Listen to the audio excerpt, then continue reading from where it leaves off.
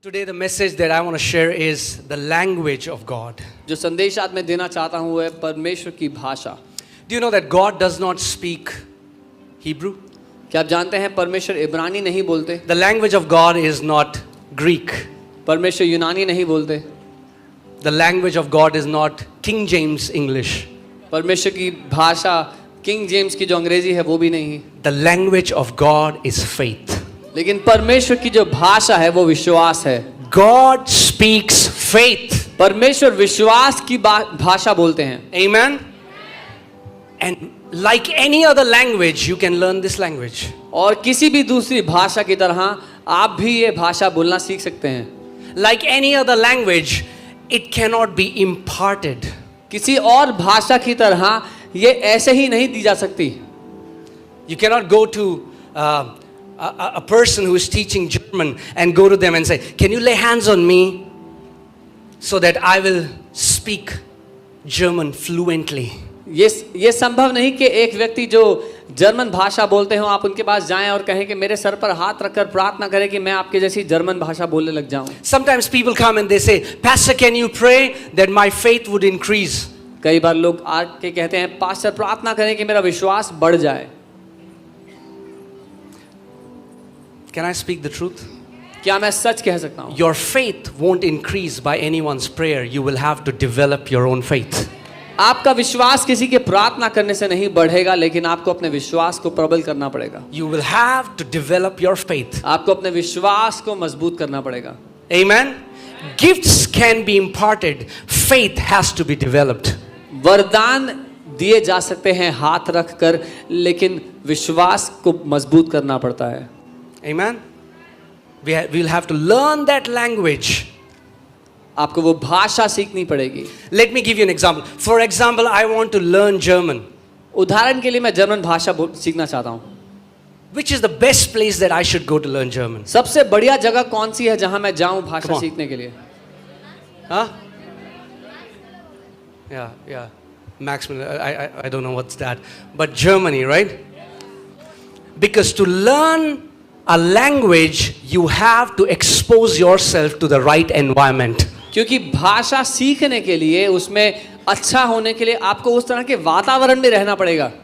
If I go to Germany and I surround myself with Germans, sooner or later I'm going to catch that language and I will start speaking German. अगर मैं Germany चला जाऊं और सब लोगों के बीच में रहने लग जाऊं तो आज नहीं तो कल मैं उनकी भाषा बोली पकड़ ही लूंगा। Amen. Think about what happens. A baby who is born in China, what happens after a while? The baby starts speaking Chinese. कल्पना कीजिए एक बच्चा जो चाइना में पैदा होता है, कुछ समय बाद वो कौन सी भाषा बोलना सीखता है? चीनी भाषा। A baby that is born in Russia, after some time the baby starts speaking. जो बच्चा रशिया में पैदा होता है वो रशियन भाषा बोलना सीखता है कुछ समय में। In the same way, the day you are born in kingdom, you will have to learn to speak the language of the kingdom. जब आप राज्य में पैदा हुए हैं तो आपको राज्य की भाषा बोलना सीखना पड़ेगा। If you want to be effective in this kingdom, अगर इस राज्य में आप प्रभावशाली होना चाहते हो, then you need to learn the language of faith. तो आपको विश्वास की भाषा सीखनी पड़ेगी। Amen. See, what happens is when people get born again, they come to church, they learn a language called Christianese. जब लोग कलीसिया आते हैं, नया जन्म पाते हैं, तो कलीसिया आने के बाद वो एक भाषा सीखते हैं जो ईसाई भाषा है जैसे। Some be like, what? You all speak that language, don't worry. I'm saying you all speak that language. हम सब वो भाषा बोलते हैं। Shalom, praise the Lord, glory to God, hallelujah. Shalom, परमेश्वर की महिमा हो, प्रभु की स्तुति हो, हालेलुया। Awesome.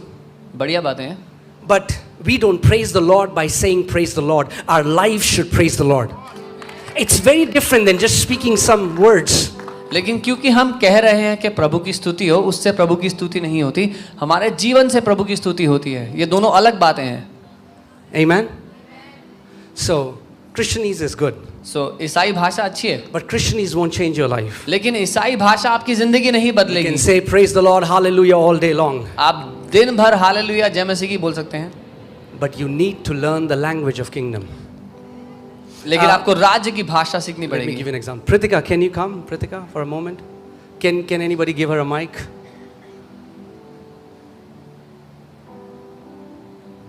Okay.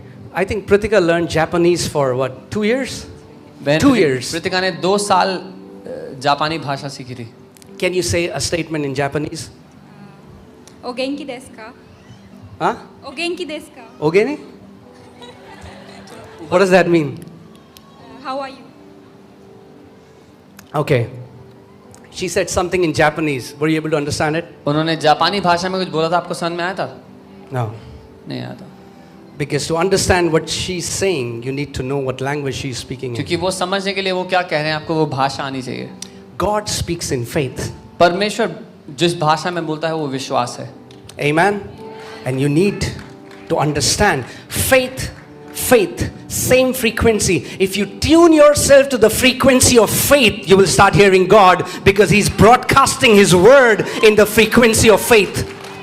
अगर आप अपने आप को सहनशील कर लेंगे, संवेदनशील कर लेंगे परमेश्वर की उस भाषा को सुनने के लिए, तो आप परमेश्वर की उन घोषणाओं को सुन पाएंगे जो अपने वचन के द्वारा वो विश्वास से करता रहा है. Okay, Pritika, if I ask you a question, can you speak Japanese fluently with people?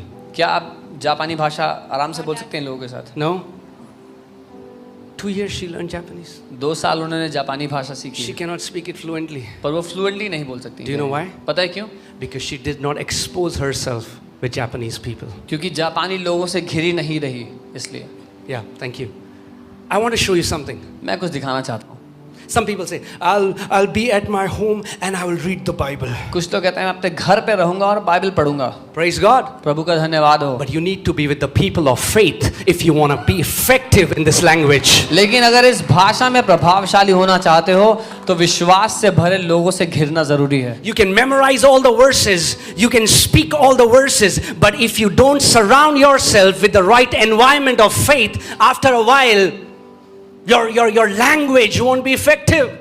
सारी आयतें रट सकते हैं, सारी आयतें बोल सकते हैं, लेकिन अगर विश्वास से भरे लोगों से घिरे नहीं रहोगे तो आप प्रभावशाली नहीं होगे. Do you know what the church is called in the Bible? The household of faith. कलीसिया को बाइबल में पता है क्या कहा गया है? विश्वास का घराना. It's the household of faith. ये विश्वास का खानदान है. Amen. If you surround yourself with the people of faith, sooner or later that same spirit will rub on you. अगर आप अपने आप को विश्वास से भर लोगों से घेर लेंगे तो आज नहीं तो कल उसी आत्मा से आप भी भर जाएंगे. Come on guys, is this making sense to you? समझ में आ रहा है कि नहीं आ रहा है? What would have happened if Pritika would have spent time with Japanese people? क्या हुआ होता अगर बहन प्रीतिका जापानी लोगों के बीच में रह रही होती तो? She would have developed that language. उस भाषा को वो और प्रबल कर सकती थी. First, she will think something in her mother language and then translate it. In the same way it happens when we come to church, we are speaking the Bible, but we are still thinking doubt. But a time comes when we start to think in the same language. The faith has to enter your heart so that you start not only speaking faith, but you start even thinking faith. सो शुरुआत में जब हम कोई नई भाषा सीखते हैं तो अपनी मातृभाषा में सोचते हैं, फिर उसका अनुवाद कर कर उसको दूसरी भाषा में बोलते हैं. वैसे ही राज्य में आने के बाद जब हम वचन बोल रहे हैं, मुंह से तो बाइबल के वचन बोल रहे हैं पर मन में शक चल रहा है, शंका चल रही है, होगा नहीं होगा, लेकिन थोड़े समय बाद वो विश्वास हमारे दिल में प्रवेश कर जाता है, फिर हम सोचते भी उस विश्वास की भाषा में हैं. Amen. If you want to learn any language, what happens? The first thing you do is you start to learn the characters in the language, right? अगर आपको कोई भाषा सीखनी है तो सबसे पहले उसके आप अक्षर सीखते हैं. English language has 26 characters. अंग्रेजी भाषा में 26 हैं. But God's language just have one character. लेकिन परमेश्वर की भाषा में एक ही है. And that is His Son, who's the Word. और वो कि उसका पुत्र जो वचन है.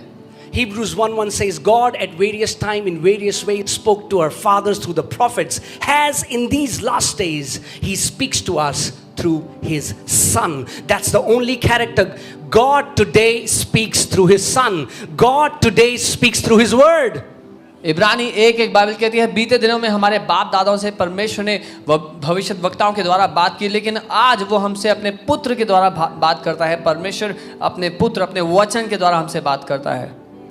So many believers are running to find God here and there in this event and that event, but I want to tell you, God is the God of His Word. God is in His Word. बहुत से विश्वासी यहाँ वहाँ अलग अलग events में भाग रहे हैं परमेश्वर को ढूंढने के लिए, लेकिन मैं बता दूं परमेश्वर अपने वचन में मौजूद है. Amen. He's a God of His Word. वो अपने वचन का पक्का परमेश्वर है. So if I join a class, I'm learning German. So what is happening? I'm now learning how to read this language. अब मैं एक क्लास ज्वाइन कर लेता हूँ जहाँ पर मैं जर्मन बोलना सीख रहा हूँ और मैं सीख रहा हूँ कि कैसे पढ़ते हैं जर्मन भाषा को. And once I learn the character, then I start to slowly speak the language. और जब मैं लिखना सीखता हूँ, धीरे धीरे बोलना भी सीखता हूँ. I can do that alone in my room, अकेले अपने कमरे में भी कर सकता हूँ, but to be effective, लेकिन उस भाषा में अच्छा होने I के will have लिए to practice it with people. मुझे लोगों से बात करनी पड़ेगी उस भाषा में. Amen. In the same manner, बिल्कुल वैसे we he can memorize the scriptures, हम बाइबल की आयतें रट सकते but you हैं, will have to learn to practice faith लेकिन आपको विश्वास को इस्तेमाल करना सीखना पड़ेगा in your daily life. अपनी रोज की जिंदगी में. Amen. Amen. You will have to bring faith विश्वास को and use it in your life. अपने रोज की जिंदगी में इस्तेमाल करना सीखना पड़ेगा. And that's how you're going to become effective in this language. और ऐसे करके इस भाषा में आप प्रभावशाली होंगे. Amen. Amen. You know, some people say, "Oh, brother, it doesn't matter which church I go to. कुछ लोग कहते हैं भाई फर्क क्या पड़ता है मैं किस कलीसिया जाता हूँ. Church is a church. Church तो चर्च होती है. Your life and death depends upon which church you go to." आपका जीवन और मृत्यु निर्भर है आप किस चर्च में जाते हैं इस बात पर. Amen. Because it's very important that a church preaches the word of God. क्योंकि ये Not बहुत जरूरी है. philosophy, not motivational teachings, not psychology, but the word of God, because the power of God is in the gospel. ये बहुत जरूरी है कि जिस कलीसिया में आप जाते हैं वो परमेश्वर के वचन का प्रचार करें, परमेश्वर का वचन आपके जीवन में सिखाएं, ना केवल मनोविज्ञान या प्रोत्साहित करने वाली बात है, लेकिन परमेश्वर का वचन. Amen. Amen. See, please understand this.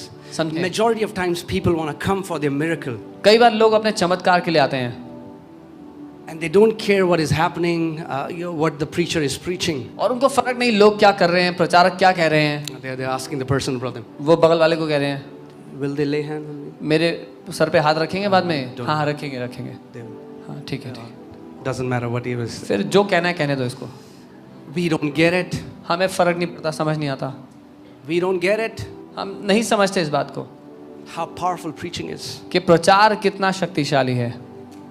If you come under the right preaching, it is going to transform your life inside out. अगर आप सही प्रचार के अधीन आ गए तो वो आपके जीवन को अंदर से बाहर तक बदल देगा. You will never have to go from one event to another. आपको एक इवेंट से दूसरे इवेंट अपने सर पर हाथ रखवाने के लिए नहीं जाना पड़ेगा. Are you guys with me? मेरे साथ हैं. I want to show you a scripture. मैं एक वचन दिखाना चाहता Are हूँ. you alive, church? क्या आप जीवित हैं कलीसिया? Okay. 1 Corinthians 1:21. पहला कुरिन्थियों 1 उसका 21. For since in the wisdom of God, the world through wisdom did not know God. क्योंकि जब परमेश्वर के ज्ञान के अनुसार संसार ने ज्ञान से परमेश्वर को ना जाना, It pleased God. तो परमेश्वर को यह अच्छा लगा. Say it pleased God. बोले परमेश्वर को यह पसंद आया, अच्छा लगा. It pleased God through the foolishness of the message preached to save those who believe. परमेश्वर को यह भाया कि इस प्रचार की मूर्खता के द्वारा विश्वास करने वालों को उद्धार दे. If you believe the message that is preached, अगर आप उस संदेश पर विश्वास कर लेंगे जो प्रचार किया जाता है, then sozo will manifest in your life. तो परमेश्वर का उद्धार आपके जीवन में प्रकट होगा. What does sozo mean? सोजो क्या है ये? That healing. उसका मतलब है चंगाई. That means if you hear the message with the right heart attitude, you can be healed without anyone laying their hands on you, though God sent His word and healed them. इसका मतलब अगर आप सही रीति से वचन जो प्रचार किया जाता है उसको ग्रहण करेंगे, सुनेंगे, तो बिना किसी के आपके ऊपर हाथ रखे हुए आप चंगे हो जाएंगे. Amen. Amen. You can prosper आप- by just hearing the preaching. आप केवल प्रचार सुनकर समृद्ध हो जाएंगे. When I got saved and I started going to church, जब मैंने उद्धार पाया, कलीसिया जाना शुरू कर दिया, I just sit at the front seat, मैं सबसे आगे आके बैठता, excited what the word would be. उत्साहित होता कि आज वचन क्या होगा, Just eating the word. I was वचन को hungry for the खाता, word. मैं उसके लिए And भूखा I था। didn't understand that this principle started working in my life.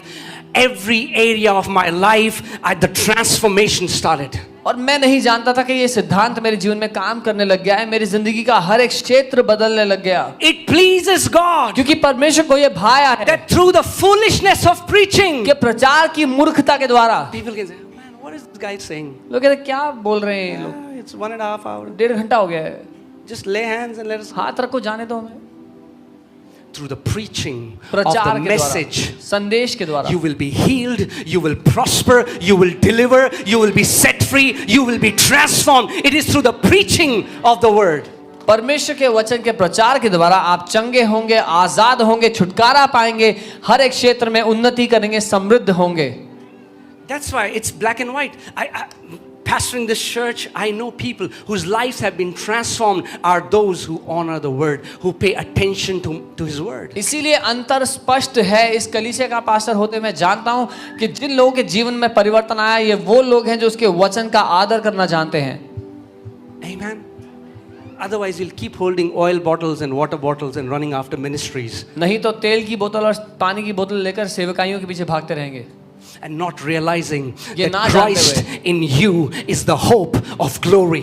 ये ना जानते हुए कि जो मसीह आप में रहता है वही तो महिमा की आशा है। The same resurrection power that raised Jesus Christ from the dead, the same resurrection power is in you. वही पुनरुत्थान का सामर्थ्य जो मसीह यीशु में है, वही सामर्थ्य आप में रहता है। Amen. Amen. My son, Proverbs 4:20. My son, attend to my words. Give attention to my words. नीति वचन 4 उसका 20, मेरे बेटे ध्यान धरकर मेरी बातों को सुन। You know, it's a funny story. I've shared it before, but एक मजाकिया कहानी मैंने पहले ही बताई है। I went to a meeting in Dehradun. मैं देहरादून में एक सभा में The गया, worship was going on. There were a lot of young people. आराधना चल रही थी, बहुत से जवान थे वहां पर, You have turned. Everybody was turning. और हर कोई नाच रहा था, गाने गा रहा था, Man, it गानों के looked साथ। like if there is anybody who loves God, it's these young people. और ऐसा लग रहा था कि परमेश्वर से अगर कोई प्यार करता है तो यही जवान है वो बस। And then came the preaching of the word. और फिर वचन के प्रचार की बारी आई, And then I saw one guy try to snuck out. तो मैंने Second, देखा third, एक वहां से निकल fourth, गया, fifth. दूसरा हट गया, After a तीसरा। while, 30-40% of young people had gone. और कुछ समय बाद 40% तक जवान लोग चले गए वहां I से। met this young guy. मैं इस जवान लड़के से मिला वहां I पे, said, "What happened? Why aren't you inside?" मैंने क्या वो अंदर क्यों नहीं हो? He said, "Bro, उसने कहा भाई, when the preacher starts to preach, my back starts to itch." उसने कहा जब प्रचारक प्रचार करता है मुझे खुजली होने लगती है तो मैं बाहर आता हूँ। Oh man, his back would be itching all life जीवन भर उसको खुजली होती रहेगी if he would not understand अगर वो ये ना जाना that God works through his word. कि परमेश्वर अपने वचन के प्रचार के द्वारा काम करता है। Amen. When Satan came to tempt Jesus, जब शैतान यीशु को परखने Jesus के लिए didn't आया, say, "Peter, seek God. You have turned." तो यीशु ने ये नहीं कहा पतरस ये वाला कॉर्ड बजाओ, और उसने गाने नहीं गाए आराधना के वहां पे। I've seen so many pastors, they worship when demons manifest. Worship is not for demons. मैंने कई लोगों को पास्टर्स को देखा है, जब किसी में दुष्ट आत्मा हो तो वो कहते हैं आराधना करो, आराधना। वो आराधना दुष्ट आत्माओं के लिए नहीं है। And they dance and the demon also dances. तो वो नाचते हैं, आराधना करते हैं, और दुष्ट आत्मा भी नाच रही होती है साथ में। Worship is for the Father. Bible says Jesus casted out demons by his word. By the word you cast out demons, not by singing songs. आराधना परमेश्वर के लिए है। बाइबल कहती है यीशु ने अपने वचन के द्वारा दुष्ट आत्माओं को निकाला। वचन के द्वारा दुष्ट आत्माओं को निकाला जाता है, आराधना करके नहीं। Amen. As powerful as worship is, it is not for Satan. जितनी शक्तिशाली आराधना है वो शैतान के लिए नहीं है। The Bible never says that worship is the double-edged sword. The Bible says his word is alive and powerful and sharper than any double-edged sword. Bible ये नहीं कहती कि आराधना दो-धारी तलवार है। बाइबल कहती है परमेश्वर का वचन दो-धारी तलवार से ज्यादा पैना है। Amen. So when the enemy comes against you, तो जब दुश्मन आपके विरोध में आए, you do this.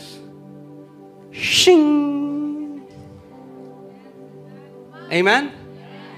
You take Luke 10:19. preaching, behold, I have given you power and authority over all the power of the enemy, and nothing shall by any means harm you. You take out the sword of the word of God and you smite the enemy, and the Bible says he shall flee away from you. तो आप वचन की तलवार निकाले जब दुश्मन आपके विरोध में आता है। लूका 10:19 के उसके मुझे अधिकार दिया है दुश्मन की सारी ताकतों के ऊपर, और किसी भी बात से मेरी कोई हानि ना होगी, और आप दुश्मन पर वार करें और वो आपको छोड़कर भाग जाएगा। When I got saved, जब मैंने उद्धार I पाया, started going to church. मैंने कलीसिया जाना शुरू One thing किया। never made sense to me. एक बात कभी मुझे समझ में नहीं आई, Why is it that some people were prospering and thriving and walking in victory, and why some people were grumbling and complaining and their life seemed that nothing has changed? They have just learned Christianese. क्यों ऐसा है कि कुछ लोग हैं जिनकी जिंदगी बदल रही है, वो बेहतर होते जा रहे हैं, उनका स्तर बढ़ता जा रहा है, उन्नति करते जा रहे हैं, लेकिन कुछ लोग हैं जो तब भी शिकायत लगा रहे थे, आज भी शिकायत लगा रहे हैं, उनकी जिंदगी में कुछ बेहतर नहीं हुआ, बस उन्होंने ईसाई भाषा बोलनी सीख ली है। The only change that you see on their face is some facial hair. बस उनके चेहरे पर दाढ़ी का ही फर्क पड़ता है और कुछ फर्क नहीं पड़ता।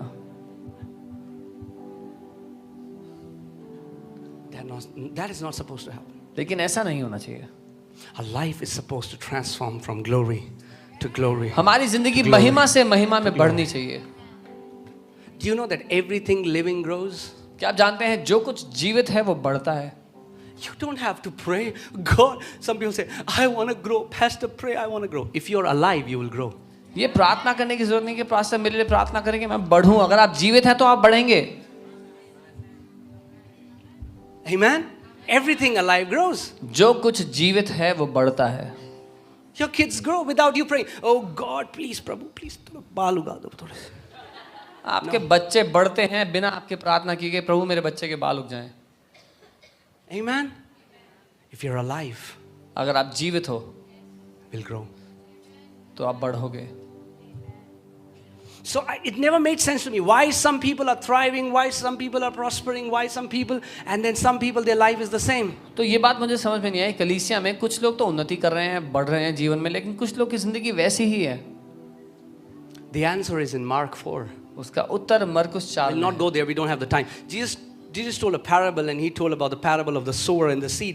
Seed is the word, and the soil was their heart. If you do not value and honor the preaching of the word, it will not bear fruit in your life. यीशु ने दृष्टांत बताया मरकुस 4 में, वो बीज बोने वाले का, और बीज जो है वो वचन है, जो भूमि है वो लोगों का दिल है। अगर कोई वचन के प्रचार का आदर नहीं करेगा तो वो फल कैसे लाएगा जब उनके दिल में जाएगा ही नहीं। Can I tell you, it is easy. Easy. Come on, turn to your neighbor and say, neighbor, it's easy. अपने पड़ोसी को कहें आसान है। It's easy. आसान है। It's easy to walk in victory. It's easy to walk in glory. It's easy to prosper. It's easy. जय में जीना आसान है, समृद्ध होना आसान है। Because you are not doing it. क्योंकि आप नहीं कर रहे हो।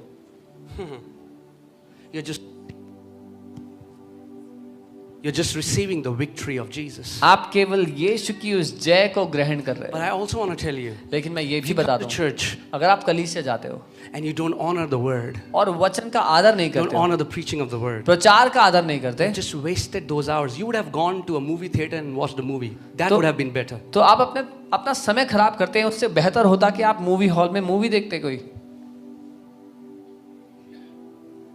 My son, मेरे बेटे attend to my words. ध्यान से मेरी बातों को सुन। If you give attention to God's word, अगर आपने ध्यान से परमेश्वर के वचन को सुना it is going to transform your heart. It is going to transform the way you think. तो वो आपके दिल को बदल देगा, जैसे आप सोचते हैं वो उसको बदल देगा। The goal is not to learn Christianese. The goal is transformation. उद्देश्य ईसाई भाषा सीखना नहीं है, उद्देश्य जीवन बदलना है। The goal is not to speak 20 Bible verses. The goal is transformation. उद्देश्य 20 बाइबल की आयतें बोलना नहीं, उद्देश्य जीवन का बदलना है। Amen?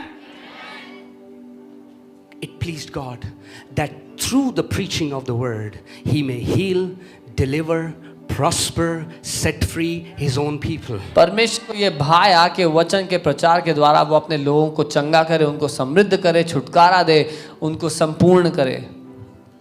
This word sozo is so beautiful ये जो शब्द है सोजो बहुत खूबसूरत है. because many times people just think salvation means we are not going to hell, now we are going to heaven. क्योंकि कई बार लोग सोचते हैं उद्धार का मतलब है अब हम नरक नहीं जा रहे, स्वर्ग जा रहे हैं.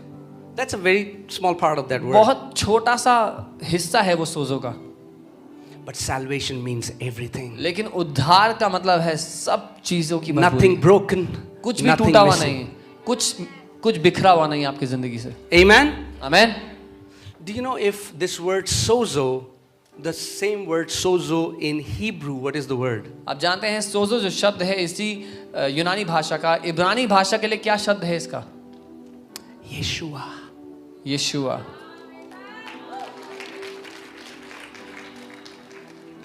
Yeshua. Let's go to Psalm 91. भजन 91 हम देखते हैं. We'll see verse 16. उसकी 16वीं आयत देखेंगे.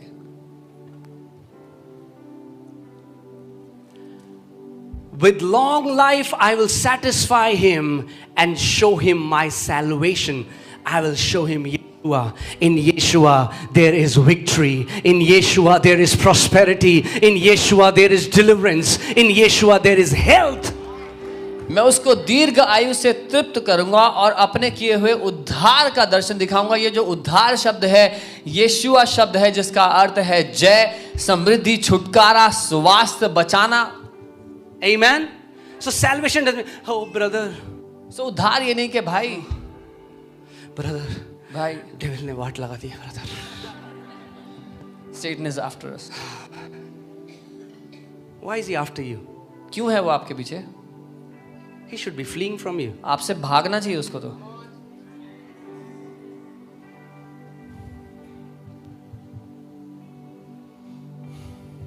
Many times we have done so much of thesis about demons. We know which demon is. We don't know who we are in Christ. कई बार हमने दुष्ट आत्माओं के बारे में इतनी डिटेल पढ़ाई कर ली है कि हमें पता है कि कौन सी दुष्ट आत्मा कौन सी है, पर हमें ये नहीं पता कि हम कौन हैं. Brother, you need to speak the right name. It's Kukumas, Pupumas. I don't care about what the name of that demon is. Jesus said, I give you authority over all devils, all demons. कई बार लोग Amen. कहते हैं भाई दुष्ट आत्मा का नाम लेकर निकालना पड़ेगा, ये वाली दुष्ट आत्मा है. फर्क नहीं पड़ता उस दुष्ट आत्मा का नाम क्या. यीशु ने कहा मैंने तुम्हें दुश्मन की सारी शक्ति के ऊपर अधिकार दिया है. Isn't that beautiful that the name of Jesus is victory? क्या ये उत्तम नहीं कि यीशु का जो नाम है उसका अर्थ ही जय है, विजय है. How can, I mean, like, if I say I belong to victory, then I need to walk in victory. और अगर मैं कहता हूं कि मेरा जीवन विजय का है तो मैं विजय में जीऊं भी. Amen. My God is Jehovah Jireh, brother. और मेरा परमेश्वर यहोवा यीरे है. Gold is his and silver is his. सोना उसका और चांदी उसकी है. I don't have money for rent. Can you give me 2,000 rupees? किराए के पैसे नहीं है भाई, 2000 मिल सकते हैं. Please, I'm not mocking anyone. मैं मजाक उड़ाने के लिए नहीं कह रहा हूँ ये What I'm बात. saying is, मैं जो कह रहा हूँ वो ये है, if we will just honor the word, अगर वचन का आदर करना सीख गए you will never have to borrow from any man. तो किसी मनुष्य से उधार लेना नहीं पड़ेगा. In fact, the Bible says you will be lending to nations. Bible कहती है देशों को उधार देने वाले हो जाओगे. Jesus has to manifest on earth in our lives. Word has to become flesh. It doesn't only have to be theory in our lives. यीशु को हमारी जिंदगी में होना जरूरी है, उसको दिखना जरूरी है हमारी जिंदगी से, केवल बातों में नहीं. Amen. God says, with long life I will satisfy him and show him my Yeshua. Bible कहती है दीर्घ आयु से मैं उसे तृप्त करूंगा, अपना यीशुआ उसको दिखाऊंगा. Isn't that beautiful? The name of Jesus means salvation. क्या ये उद्धार नहीं, यीशु के नाम का अर्थ उद्धार है. His name means salvation. यीशु के नाम का मतलब जय है. Amen. And if Jesus lives in you, और then अगर- it means victory lives in you, health lives in you, deliverance lives in you, prosperity lives in you. और अगर यीशु आपके अंदर रहता है तो इसका अर्थ है विजय आपके अंदर रहती है, वो समृद्धि आपके अंदर रहती है, चंगाई आपके अंदर रहती है. Amen.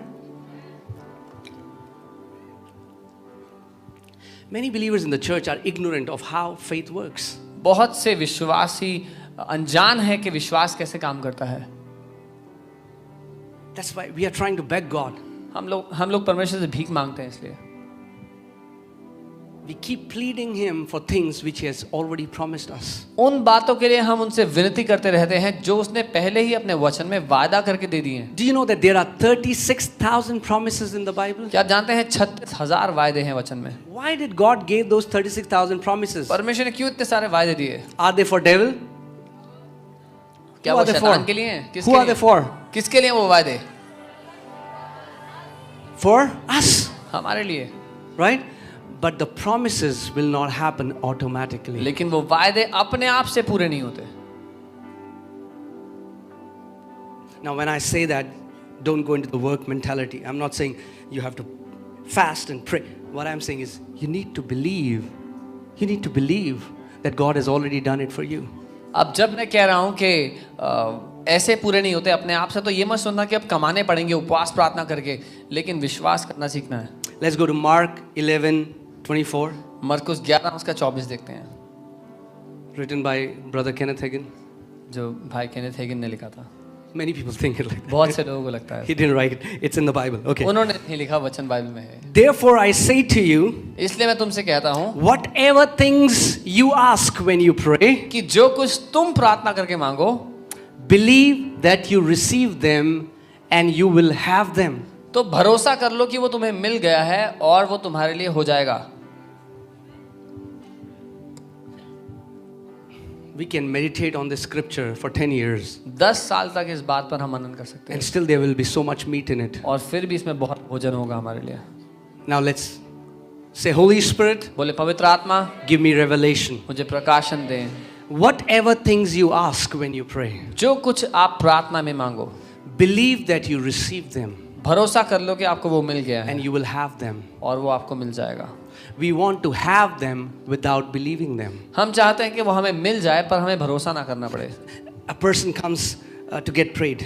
कोई व्यक्ति प्रार्थना कराने के लिए आते हैं, Stomach ache. पेट में दर्द हो रहा है, Prayed. प्रार्थना किया, कुछ नहीं हुआ. nothing happened. What happened? क्या हुआ फिर? They don't understand. वो नहीं जानते. You have to believe first, then you will have it. पहले भरोसा कर लो फिर आपको मिल जाएगा. The Bible, Jesus didn't say, and Jesus is speaking this. और यीशु ये बात कह रहे हैं. Jesus didn't say, whatever things you ask when you pray, when you experience it, you will have it. It has to do nothing with your experience. It has to do with your belief. यीशु ने ये नहीं कहा जो कुछ तुम प्रार्थना में मांगते हो जब उसका अनुभव हो जाए तो मिल जाएगा. इस बात का आपके अनुभव से कुछ लेना देना नहीं है. It doesn't have to do anything with what you feel. क्या आप मानते हो, क्या महसूस करते हो, उससे कुछ रिश्ता नहीं है इस बात का. अभी तो कुछ ना लग रहा. I don't feel anything. Yeah, हाँ, that's not what Bible is saying. Bible ये नहीं कह रही है. कुछ ना लगेगा. You won't feel You will anything. have to believe it. लेकिन मानना पड़ेगा. You will have to believe it. आपको मानना And पड़ेगा. if you believe it, और अगर मान गए the Bible says you will have it. तो बाइबल कहती है तुम्हें मिल जाएगा. Can I tell you one thing? एक बात बताऊं, Before you can hold it in your hand, you will have to receive it in your heart. इससे पहले कि अपने हाथ में आप अपनी प्रार्थना का उत्तर पकड़ो, अपने दिल में उसको ग्रहण करना पड़ेगा. Amen?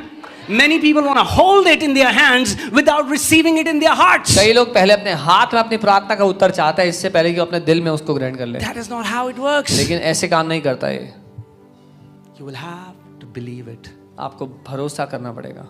When there is no physical evidence, जब शारीरिक प्रमाण नहीं है कोई भी, when the pain is still there, जब दर्द अभी भी लग रहा है, when the pus is still there, जब उसमें पीक है अभी भी, when the growth, you can still see the growth, जब किसी को अगर कोई गांठ है वो दिख रही है अभी भी, when the symptoms are absolutely same, जब लक्षण बिल्कुल वैसे के वैसे ही हैं. Jesus is saying, if you believe what you prayed for, you will have it. यीशु कह रहे हैं अगर तुमने मान लिया जो तुम प्रार्थना कर रहे हो तो तुम्हें वो मिल जाएगा.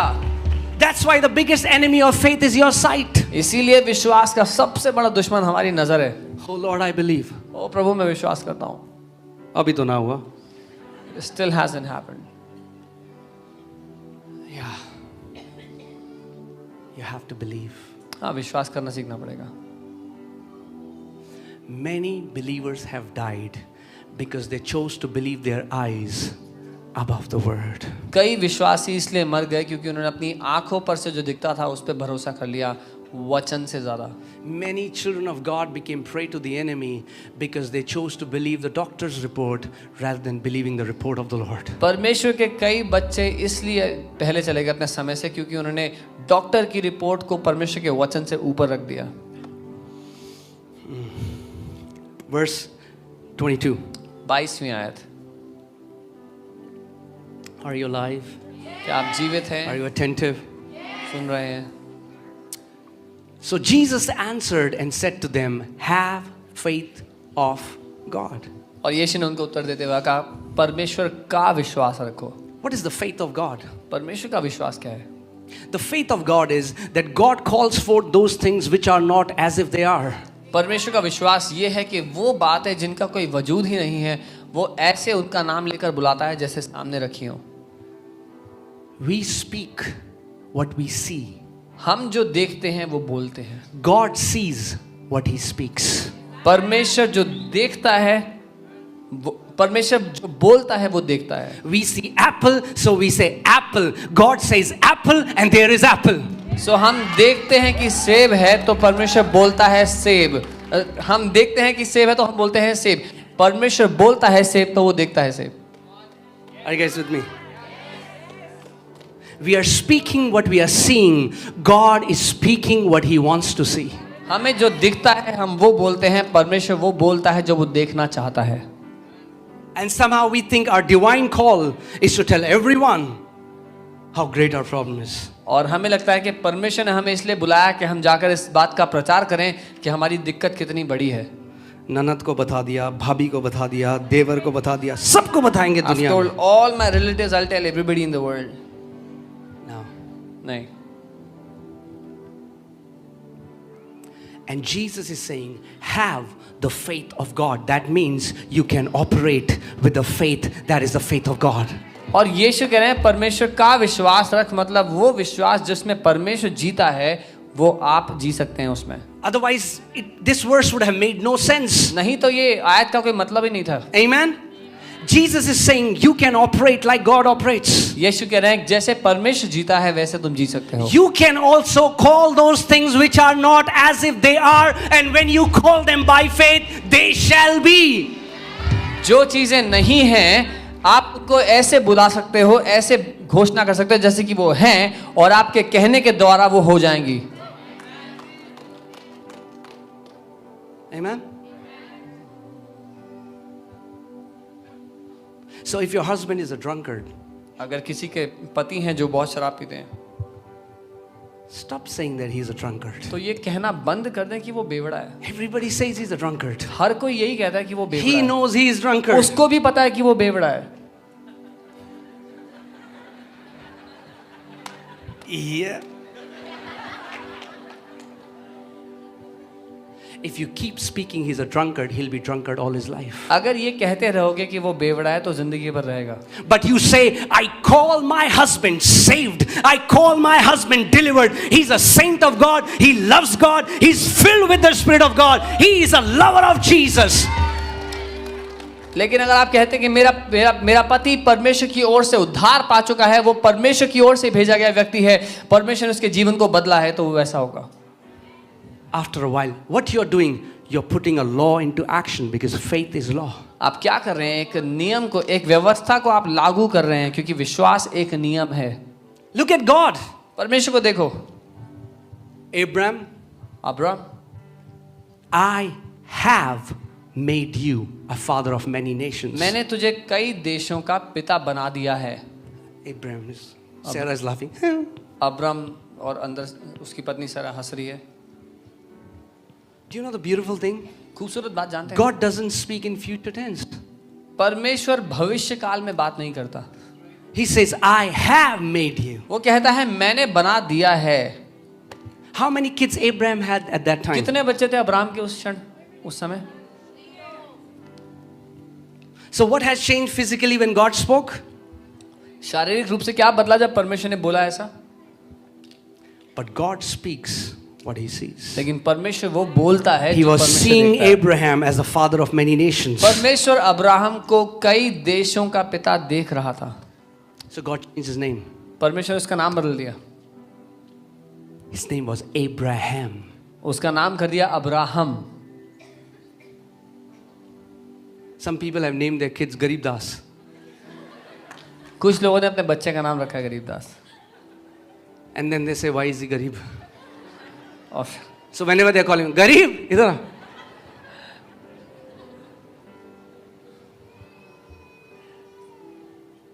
Are you getting me? There's a principle we have to understand. ये वो सिद्धांत है जो हमें समझना है। What is your name? आपका नाम क्या है? How do people call you? लोग कैसे बुलाते हैं आपको?